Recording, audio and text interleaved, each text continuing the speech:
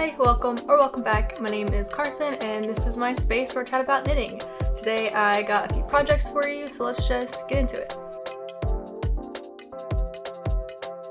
So hi, I hope you've all been doing well. It's been a while again. I feel like that's like my intro for every podcast now. It's been a while. That's okay. This season of summer I've realized is one of like slowing down and maybe not producing as much in knitting and just in general, content, knitting, just being slow and intentional, and I'm enjoying that so far. I'm enjoying it. I'm not knitting as much as usual, but I do have some projects. I actually decided to frog some projects, and I'll talk about that too. It's a little dark outside, so excuse the lighting if it gets dark and sunny. Y'all know I use the sun as my source of lighting, and it's kind of rainy today, so it's been going in and out. So bear with me. Hopefully it's not too distracting. But I guess I will first...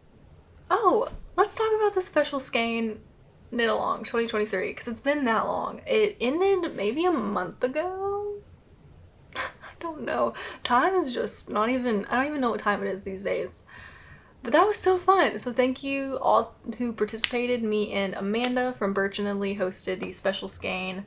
Cal, if you are new here, you're just not hearing about it, it was a knit along where we took a special skein in our stash that just felt like too special to knit with, and we knit it up. And I am still working on my project for that knit along.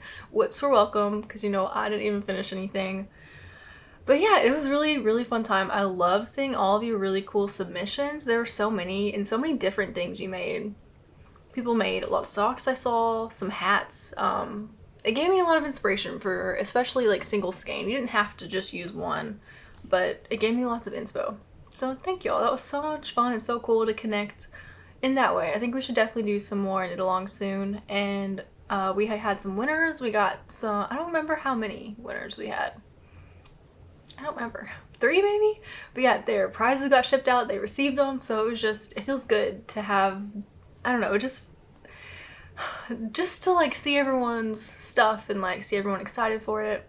It just was really fun. So thanks for joining. That's what I'm trying to say, and maybe we'll do it again next year.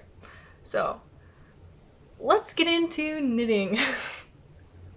I do have one finished object. I'll start off with that, and it is what I was working on in my last video. I finished my hair kerchief. I named it something totally wrong in my last video. I think it's called Lacy Hair Kerchief, and I'll put the correct name of it right here. It is a free pattern on Ravelry. Super simple. I modified mine a bit. It has this like diamond lace motif. And yeah, I talked pretty extensively about what I did differently in the last video, so if you're interested, feel free to go check that out. It was a little knit chat. I talked about some fun topics.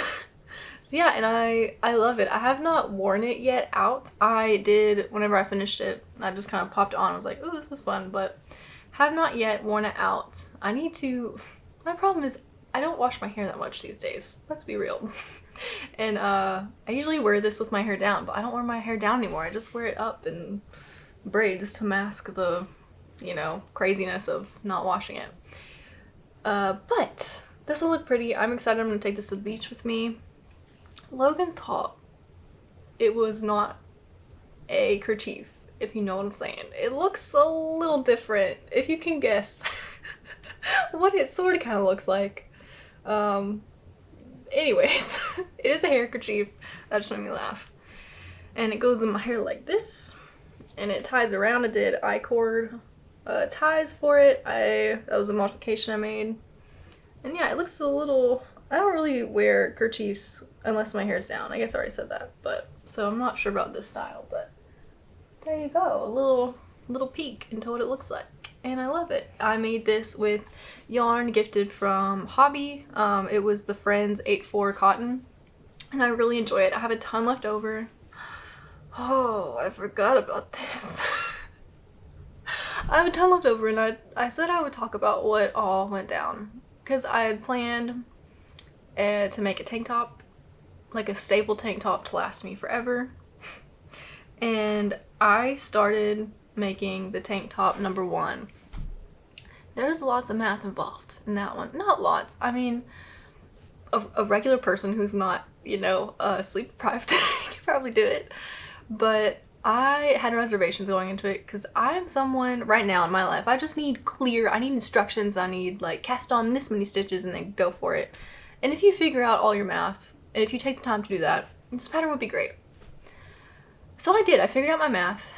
But I did not read the instructions thoroughly. I just like read cast on this many stitches and I was like, oh cool, it's in ribs, so let's just do ribbing until it was, so you work it bottom up. And the only tank tops I've worked bottom up were you went from your bust measurement and you just casted on that amount of stitches and then you went up as far as you to the underarms and then split. And so I was like, oh okay, like I'm in a good spot just working around for like quite some time. No. This one, I guess it's probably more, it's well-fitting, I guess, than that. Like, you cast on the amount of stitches for your under bust, and then you increase for your bust. So I was only supposed to knit, like, a few inches, and then increase for my bust. So that was mistake number one. But then I started looking, and really reading the instructions. And I was like, wait, I don't even see, because I was working in the round. I just assumed, Then I was like, first I ripped back all those stitches to get to the amount, like I probably had like this much done. I worked on it for a couple weeks. And so I ripped back to where there was like just a couple inches done. And so I really started looking at the pattern again and I was like, wait, I don't even see where this thing says knit in the round. And then I started realizing there were right sides and wrong sides. So this thing was knit flat and I was knitting the round and I was like, it's okay. I can just knit it in the round, I'll adapt it. But then I realized because it's not knit in the round, I'd only casted on half the stitches that I needed. But then I started looking at the pattern and I could not find where it said anything about seaming because I realized you knit it in two pieces. And once I started looking through the Ravelry projects, I saw people's whips and I would see two pieces. But I never saw any instructions for seaming.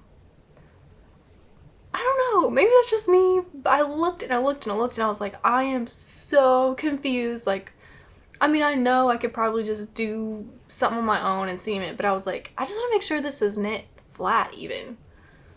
I was kerfuffled. I was confuffled and I was like, no, we're not doing this. But I had worked on it for so long and I ripped it up. Then I was like, you know what? Let's cast on something different. So I cast on camisole number 1 or number 2 from My Favorite Things Knitwear because I had thought about knitting that one instead.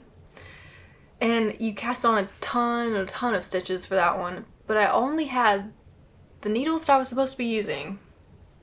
I only had a 16-inch circular, like it's a fixed needle. That's what I had. It was 16 inches and there were just way too many stitches for that. I mean, it was so scrunched, but I was like, I'm doing it. I can go find another needle later. Like, I just need to get this project casted on because I really wanted to have it.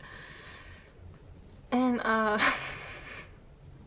and so I did it. I was like, whatever, but I was like holding my breath. I hold my breath every time at the beginning of the row, especially with ribbing, because if you only have 2 stitches left and you're doing K1, P1, but you end on a K1, you're supposed to end on a P1, like you have the wrong amount of stitches, And I had the wrong amount of stitches. So I was like, you know what? Let's just pause. I really wanted to use the yarn. And I was really enjoying how the ribbing felt, especially with tank top number 1 when I had done like a ton of ribbing. I really liked the squish. I could just see myself wearing a tank top in that color, But I told myself, I said, this is stressing me out so much. Let's just not stress. Let's breathe. I thought about casting on Wild or something. That's why I ordered more yarn than like just a tank top number 1 because I hate playing yarn chicken. And I also thought I could make Wild or something to match. But then I was like, no, he grows too fast and he will only wear it for the summer. So like scrap that. What if we made a little accessory to go with it? So I'd already had this in my mind to make a bandana. And so that night I looked on Ravelry, put it on again. I looked on Ravelry at all the free bandanas and I found this one. And I do enjoy it. Like I said, I talked about my modifications in the last video, but if you were curious about why that tank top is no longer even on my needles right now, I got frustrated. I cannot follow directions. I can't figure out if that thing is seamed or not. I mean, I'm assuming it is. I did not have the right amount of stitches for camisole number 1. It was just a mess, y'all. It was a mess, and I was over it. And I felt so good taking it off, because I am also realizing that I'm someone who is kind of stressed out whenever I have too many things on my needles at one time. At that point, I had a lot of stuff. I was catching stuff on left and right, and I was like, you know what? We don't have to make this right now. We don't even have to make a tank top like this year. You know, we could wait until next year. So I don't know what I'll do. I might cast it on again and like take a breather after I finish one of these projects. But until then, I'm not gonna worry about it. I'm not gonna worry about it because knitting is fun. It's supposed to be fun. It's not supposed to be stressful. So my motto right now is, if anything in knitting is stressing me out, just take a break, calm down, step back, and even frog it if you want to. So frog to that, because I had to. And I made this guy instead, and this was so enjoyable to knit. So I'm glad I did it. And I know, I'm gonna take this to the beach with me this summer. And whenever I do wash my hair and wear it down, I will be wearing this guy in it. So that's that story. I'm sorry if that was super long-winded. I feel like I just relived it, telling it, and I relived my frustration. Anyways, so that was that. And then I decided, after all that debacle, I can't remember if I cast this on before or after that, but I was like, I'm really digging socks. I'm digging socks. I was seeing everyone's socks in the special cow knit along, and I was working on socks for that too, and I still am. But I was like, I just really want some basic socks that I can just knit on and go. And I had this yarn in my stash, I guess. My sweet coworkers gave me a gift card whenever I came back to work from maternity leave for yarn, because they know me so well. And so I got this to make some socks with, and it is self-striping. Let me find the label because I kept it. It is self-striping, and I guess I'll show you the sock. So I finished one sock. These are just basic socks. I did add some ribbing. I think I did 3x1. Yeah. I did my basic sock recipe and just did 3x1 ribbing on the entire leg and the instep. So that's really all I did different. And look how fun this yarn is. It's so fun. I did use a contrasting color, but let me tell y'all about the self-striping yarn first. So this is it's from Lana Grossa. Oh, that word I cannot say.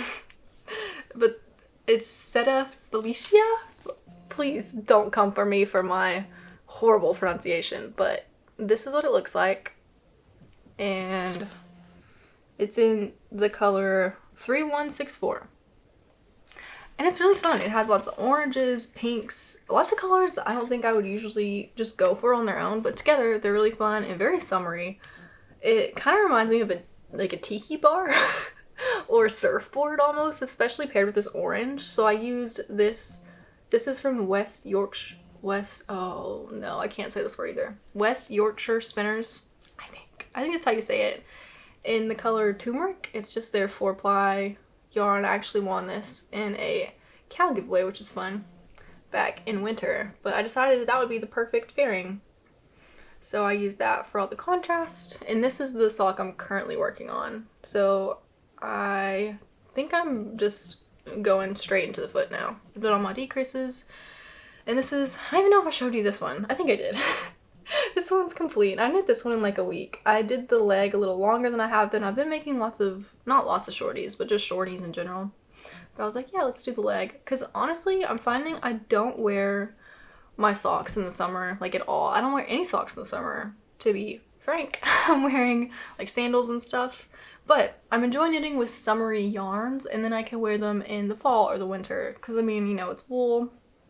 Around here, unless I went hiking or something, I don't think I would wear my socks. I don't really wear them around the house right now either, but I'm excited to start wearing them in the fall and the winter, and I just think this is so fun. So that's kind of why I made the long leg. I feel like it looks longer than it actually is though, because the ribbing's so like elasticy and tight. But that's my basic sock that kind of reset in my mind. So we're knitting the second one, and yeah, I knit the first one really fast, and the second one, slower. That's how it tends to go for me with socks, but yeah, I haven't blocked the first one yet. And they're going, just basic vanilla sock with some ribbing, 3x1 ribbing. So that's that. Not too much to say about it. I'm excited for them to be finished, but I'm taking my time. I am still working on my socks, my sunflower power socks that I think I showed a few episodes back. I haven't picked them back up, but I need to. I literally just need to finish the foot, I think. I think I'm done with the heel. That's like the part that always I have to pause on because I don't want to do it. Or the heel flap. I don't remember. Yeah, I don't know. I need to pick those back up though. And then my other whip is really fun. I guess maybe I'll talk about, I'll deter from the normal format and talk about this one when I go into my book section, because I do have a book section. So something you might not have noticed me talking about is my Easy Teasy.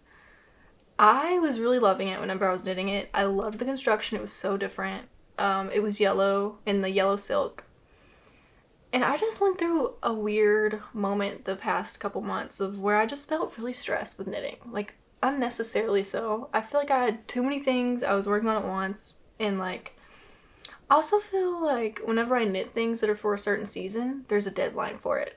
Even though I don't give myself a deadline, it's like, I want to wear this yellow breezy top in spring or summer. And I cast it on for spring, but I definitely did not finish it in time for spring. And I think I was like, well, dang, I don't even know if I'm going to finish this for summer. So, what's the point in working on it? And I stopped in a really weird place, too, whenever I, paused on it, because I was knitting Logan's sweater, which I'll actually show in a minute. And it used the same needles, so I was like, I'll just pause this project, start on this one, and then I'll swap again. But then whenever I went to pick it back up, I was just stopped in such a weird place. I was like, where am I? And then I really think I messed up the motif on a section. And frogging that section just felt like too much. So I sat on it for a few days. I was like, you know what? I'm not loving having all these garments on my needles. I really only had two, but I don't know. I just felt very stressed. I don't know why, but I did. And I was like, you know what? This is for fun. It's not going to be the end of the world if I decide maybe to just pause this project or even frog the project. And because at first I was like, I want to get all these garments off the needles and I have to finish them. I have to finish them to get them off. But then I thought, I don't actually have to finish them to get them off my needles. I could potentially frog. So I did. I decided to frog that one just because I wasn't knitting on it. I think I stopped in a weird place for me to pick back up on. And I think I really wish I would have started knitting on that project in February, so it would have been done in time for spring. But that's okay. I can wait until next year even. I can wait until January or February because that's coming up. I'm not gonna lie, that's coming up. Those months will be here before I know that, which is crazy. And so I'm telling myself I can pause, I can take a breather, I can work on this at a different time if I want to. And if not, I can use the yarn for something else. So I thought I would feel worse about ripping that project up because it's not like I didn't like the project. I did. I liked it. I liked what the final product would have been. Just my headspace, my mind space was not in it. I thought I would be a little bit mad at myself, but I wasn't. I wasn't mad at all. I felt so relieved. I was like, oh, thank goodness. One thing is off. It's not done, but it's off, it's gone. It's a reset. That's what I needed, y'all. I needed a reset, I think. And so that's why I'm keeping it to just these few projects. Now I will show you Logan's sweater. So that's what happened. That one's gone. That one's frogged. We'll come back to it, maybe. Or come back to the yarn one day. So yeah, that one's frogged. But I have been working on Logan's Montrealer. I don't know why, I just got a weird itch to work on this. Probably because I was in that headspace of I need to get all these things off the needles because I want to make more things. And I'm glad I have not frogged this one. This one he'll really, really, really enjoy it once it's done. And then y'all, it's almost done. Do you see this? I know it's kind of hard because it's super close. Maybe I'll back up. But last time I showed you this guy, the body was not done. The body is totally done. And we have a gosh dang sleeve. and it fits him, and I'm excited. So now I'm just working on this sleeve. I have not picked it up in a couple weeks, but that's okay. We no longer have a deadline for this guy. If I finish it tomorrow, Logan's not gonna wear it until, I don't even know, December? I don't know. So yeah, I was like, I'm so proud of myself reading this far, but now I want to work on some socks. And so instead of letting this one stress me out, looking at it in my living room just sitting there, I stowed it away. I put it in my room, out of sight, out of mind, and I'm like, whenever I want to knit on this again, I can. And that's what we're gonna do. So I don't know if I'll show this again for a while or if I'll get a weird hankering to like finish the sleeve, but once I do, all we'll need is a drawstring for the hood. And I mean, or not a drawstring, but like a, what do you call that? Maybe just a drawstring, like a little string to go in the hood. I don't know. I don't know. I'll probably just use a shoelace for that one because I don't want to make I-cord that long, let's be honest. But yeah, this is the Montrealer, and she will be done one day. One day she will be done. Maybe it'll be Logan's Christmas present for this year. A year late. That's fine. That's fine. So those are my whips. I have one more, but I'll talk about my little book section first. I have 0 acquisitions. I have not been buying yarn for a while, and I'm proud of myself for that. And yeah, because we're on yarn budget ban. We're on a yarn ban. I'm saying budget to myself, but really it's a ban.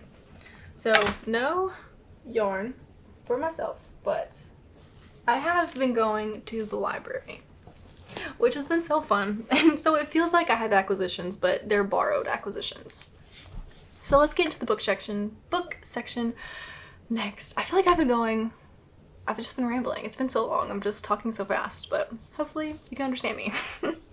So I zoomed through Red Rising by Pierce Brown, and my library had Golden Sun, which is amazing. It's the second one in the series. I'm not usually a sci-fi person, sci-fi girl, gal. That's not me usually. I'm usually fantasy strictly. And I mean, I guess fantasy and sci-fi are kind of in the same arena. I did not think I would like Red Rising as much as I did. Red Rising is not even, like, most books I read are about this size are honestly even thicker, even bigger. I like some fluff. I like some emotional fluff. I love first person stories, and this is first person, but I just love to hear about all their thoughts. I like details. And the first book, Red Rising, is maybe, oh my, my camera is dying left and right again. So let's see if I can get through this. What I was saying is the first book, Red Rising, is maybe half this size. It's like 100, no, not 100, 200 pages. I don't know. The writing style is very to the point. There is 0 fluff, in my opinion, in that book, and I did not think I would like that, but I loved it. It was just not what I was used to. It was very much like, here's what he thinks, here's the action. I don't know if that makes any sense, but like I said, 0 fluff. It just gets straight to the point, straight to his thoughts that like truly matter, straight to the action that truly matters. It's good. This one, in my opinion, at this point, it has more fluff, but I'm enjoying it. And I love it. It is, it takes place in the universe, which is not usually my thing. In this book, they've been on, like, spaceships and stuff. I don't know if that's what they call it, spaceships, can't remember. But that is not my thing, but I love it. I'm into it. So this has been fun. So let me know what you're reading, if you're reading something that you're loving or that you're hating, or, that's out of your comfort zone, because this is out of my comfort zone, but I love it. At the beginning, just totally blew me away already. So excited that my library had that.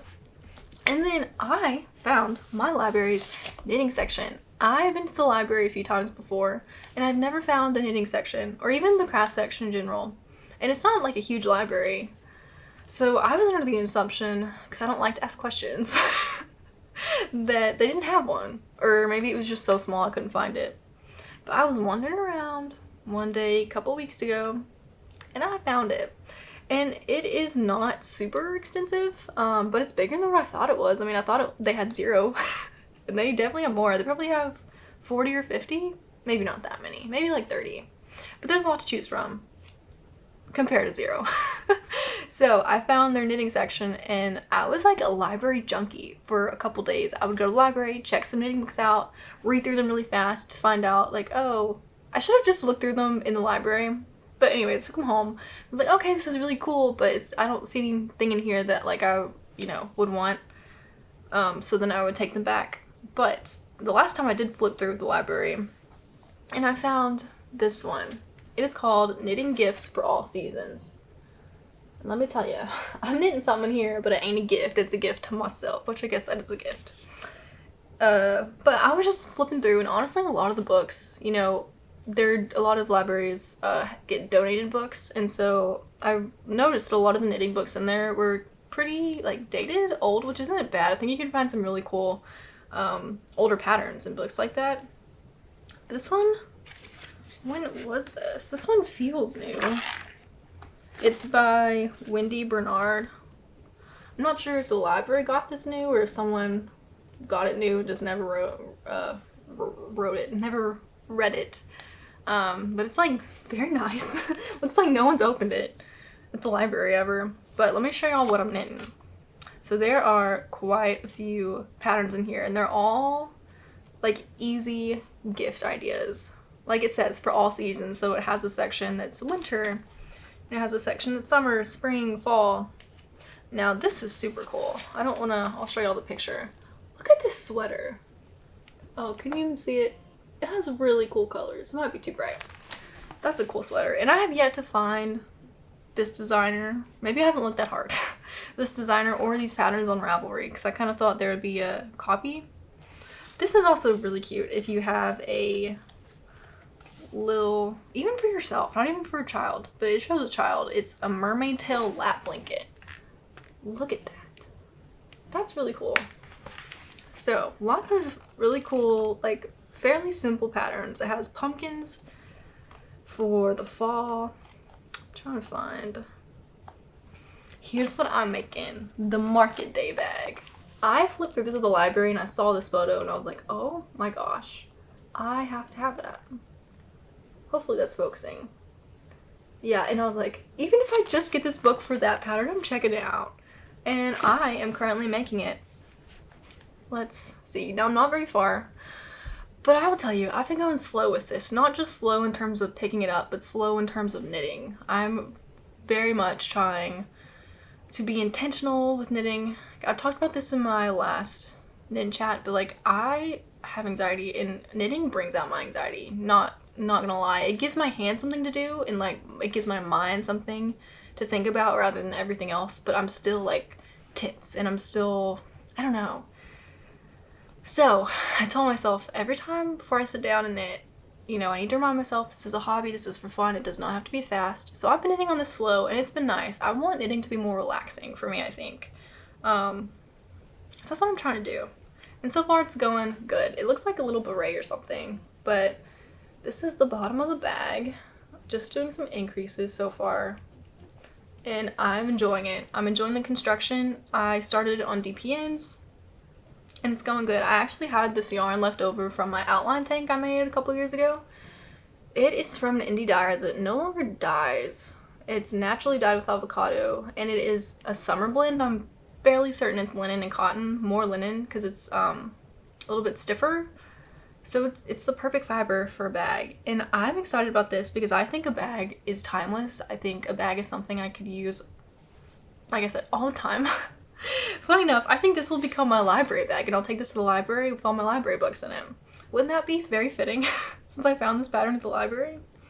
Yeah, that's what I'm making, and I like it. I like it. So it's called the Market Day Bag. Did I say who this book was by? Wendy Bernard. Not sure if you can find it on Ravelry. I haven't found it yet, but in case you're interested, that's the book. Maybe your library has it. So I'm enjoying it. I kind of want to make a beret now just because of the construction. Like, it was very satisfying to see the circle just get larger and larger and larger. I'm excited about that one. So that is my library book slash cast on, new cast on. And my last library book that I got is this one. It's called Snackable Bakes. It's a recipe book, and I've never even thought about checking out recipe books from the library. I'm a big Pinterest person. Like, I'll find lots of recipes on Pinterest, but I saw they had a huge recipe section in my library, and I was like, why not? Like, why not check out a cool recipe book? This one also looks like it's never been opened before. It looks brand new, but it is by Jessie Sheehan? I don't know. But the tagline is like 100 easy peasy recipes for exceptionally scrumptious sweets and treats. And that's up my alley because I need stuff that's easy. I don't know if I've talked about this before now, but I have really been enjoying baking this summer. Like, a lot. I love baking, especially late at night whenever Wilder goes to sleep. Since I have some time to myself now, I'll just bake. I've made 2 things out of here already. I made these otherworldly vanilla cream scones. Never even had a scone before. I've always wanted to try them, so I was like, I'm gonna make myself some gosh dang scones. And I did. And I will never go back. I will never eat another freaking breakfast pastry again unless it's a scone, because I don't mean to toot my own horn. I mean, I literally followed instructions. But these are good. They're like sweet biscuits. They're so good. I might never eat another biscuit again. I don't know. Might just be scones for me, but they're so good. And then I also made some banana. I don't know if you can see. I put tape. I put, like, it's not taped to the book, but it's like all my little bookmarks for recipes I would like to make. I think I'm definitely gonna have to check this book out for another few weeks. Just because there's literally 100 recipes in here. And there's so many good ones, and like the book says, they're very easy. Maybe I can't find, I don't know where my banana bread went. But yeah, I made some chocolate banana bread, and it was so good. So yeah, if you like to bake or want to bake or even cook, if you've never thought about going to your library to check out cookbooks, you should, because they got a lot. I mean, at least my library has a ton of options. So yeah, and I'm sure I'll have some more acquisitions, borrowed acquisitions, next podcast. Because I've been going to the library a lot. That's like my summer activity, and I'm enjoying it. I like it because it's pretty much free unless you have major library fees. And it's also, my library is by a park. So me and Logan took Wilder one day and we went to the library, we looked at books, and then we went and hung out at the park. So it was just like a nice free outing. It was a good time. I did take knitting, I did not knit. So that's okay. So I think that's all I have to talk to y'all about. I think my camera's about to die. I'm sorry if I was super rambly. I say that every time. So maybe I should just stop being sorry and own it. But yeah, we're doing good over here. There's just a lot going on and a lot of nothing going on at the same time, if that makes any sense. So yeah, I guess I have a fun video planned for the next one. I believe. And I'm excited about it. Thanks for sticking around. Let me know what y'all are knitting on in the comments or what y'all are reading in the comments below. And I guess I'll see y'all next time.